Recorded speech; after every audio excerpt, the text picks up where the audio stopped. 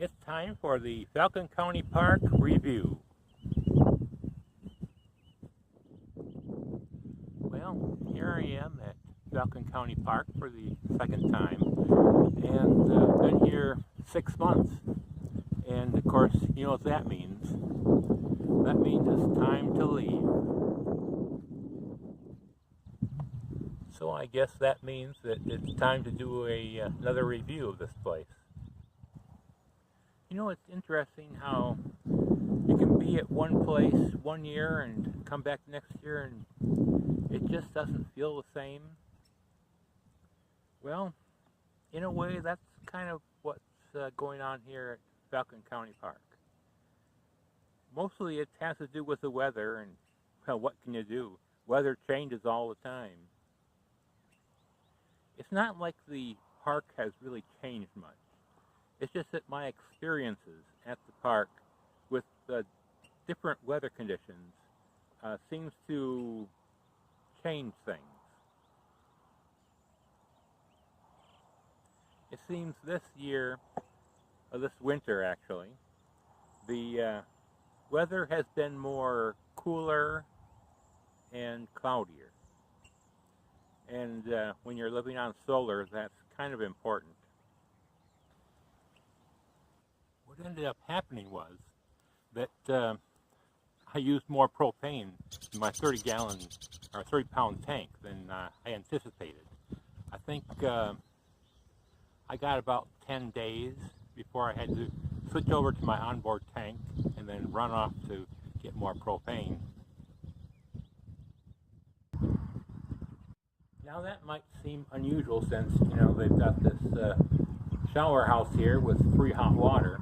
So it's not like I'm using all the propane on hot water. But, you know, it's the furnace. Can't get away from heating the place after all. Don't want to freeze. That kind of makes this year more expensive than it was 2 years ago.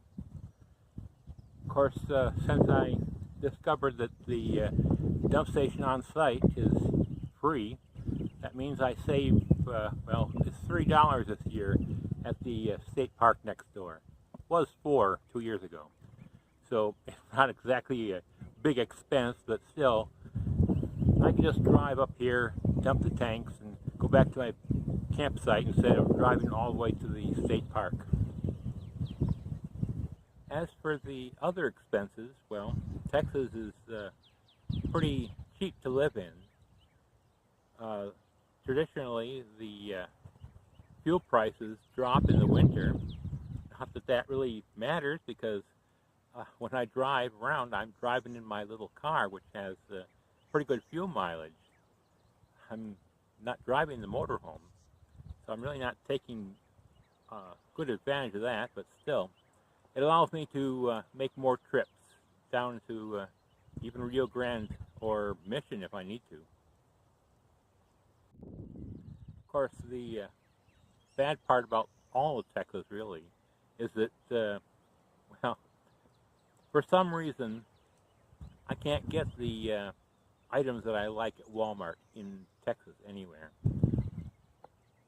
But I've made substitutions, changes. That's the thing about being on the road. You have to be flexible, everything you can do. Still, this place is very nice. Got some pretty impressive cactus and other plants here too. As for a place that's serene, well, I guess that's subjective. There are days where it's nice and quiet. There are others where it's a little bit noisy, and of course the helicopters flying overhead every once in a while to guard the border. And then there's the wind, which probably explains why they're building a wind farm not too far from here. It can get a bit wild sometimes. Although on these really hot days in the spring, the wind is really nice, keeps you cool, especially since the amount of shade that's generated, you know, this late in the season is rather small. Now, if for some reason someone pulls up next to you and kind of a noisy neighbor, well, there's more than enough places out here to move to that are quieter. So, the question is, would I come back here again? Well, yeah. The only problem is trying to find a route around the Texas Hill Country. That's a bit of a challenge for an old motorhome. I mean, there's really nothing like this place anywhere in the United States. No place that's